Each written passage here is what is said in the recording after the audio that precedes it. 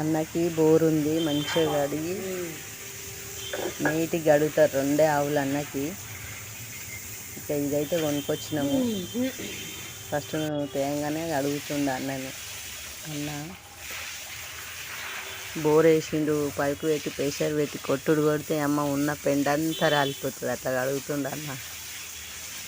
అంటే అప్పట్లో అన్నలు మా అన్నలు అప్పట్లో మస్తు కష్టాలు పడ్డారు. ఇప్పుడైతే అన్ని బోర్లు అయినాయి, నీళ్ళు అయినాయి. అప్పుడు ఏ చెరువులనో కుంటలనో కొట్టి బోరింగ్ కిందనో గడుగుతుండే. ఇప్పుడైతే పైప్ పెట్టి గడుగుతుండే అన్న. మొత్తం క్లీన్ అయిపోయింది, నీట్గా గడుగుతుంది.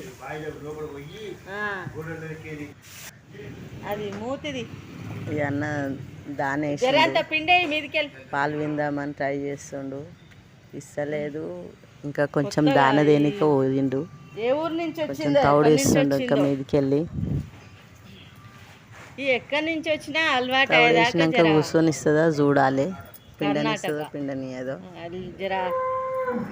మనకు అలవాటు కొత్తవు కదా, ఇక రెండో రోజు అయింది, ఇప్పుడు కొత్తగా వచ్చింది. లేదా పిండి లేదా, ఇక ఇంకా 2 రోజులు సతాయిస్తుందో ఏమో. ఇప్పుడు తౌడు వేసిండు, పిండనిస్తుందో పిండనియదో చూడాలి.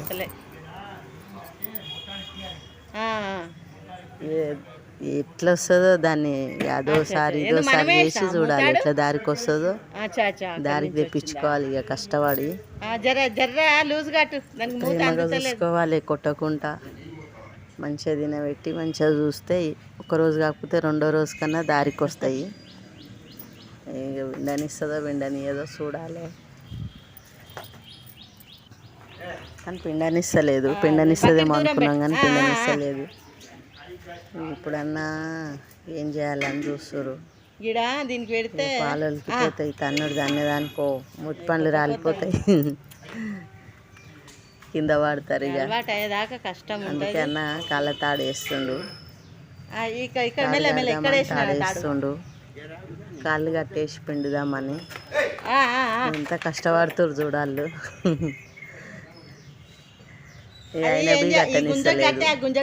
ఇక్కడైతే కట్టనియది, ఇటు అటు ఉరుకుతుంది అని చెప్పేసి ఇంకా లోపలికి తీసుకుపోయి కాలు గుంజకి శుద్రాయించేదాకా వారం 15 రోజులు అవుతుంది. ముందు అలవాటు తలకాయ ఒక గుంజకి గుంజకి కట్టేసి కాలు ఇంకో గుంజకి కడితే ఒక నల్లా వియలేని కాదు, అట్లనే ఎక్కడ పోదు బిడ్డ అని చెప్పి సతాయిస్తుంది. తర్వాత మంచిగా చెయ్యికి వచ్చింది, గుంజకి కాలు కట్టేస్తాడు.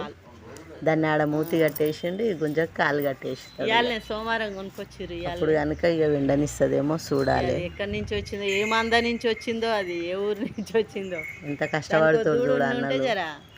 పని అంటే ఊకనే కాదు, కష్టపడితేనే అవుతుంది. పాలు రుకాయించినట్టు రాత్రి ఇక పిండకపోతేనేమో దాన్ని పాలు మరల పడుతుంది, ఆవు సుస్థ అయిపోతుంది. 50-60 వేలు పెట్టి దాంట్లో ఇట్లా ఖరాబ్ చేయొద్దు. మంచిగా టైం టు టైం అన్ని మెయింటెనెన్స్ ఉండాలి. స్నానాలైనా, దానైనా, పాలైనా టైంకు మెయింటెనెన్స్ మంచిగా చేయాలి. ఏమో మళ్ళా ఇప్పుడు అన్న తాడు తీస్తుండు, ఇక కట్టేస్తాడు. అలా అయిపోయినాయి, ఇక తాడిప్పేసి ఇక కట్టేసిండు కాళ్ళు. దానికి ఏం బాధ పెట్టదు. ఇప్పుడు ఎక్కడ పోతుంది, ఎక్కడ పోదు. కట్టేసి పాలు వింటే చాలు.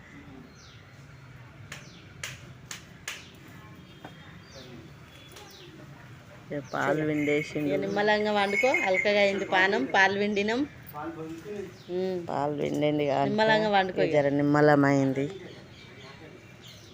బాగానే ఇచ్చింది. 5-6 షేర్ల పాలు ఇచ్చింది. అది ఎంత పొంద కూర్చొని వండుతాడు చూడు అన్న. కాలు కట్టేసిందంటే ఇక తనది ఏం చేయదు, ఇక మంచిగా వండుతాడు.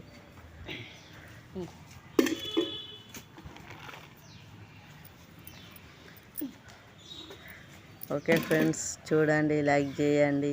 ఎంత కష్టపడుతున్నాం. దండ అంటే ఊకనే కాదు.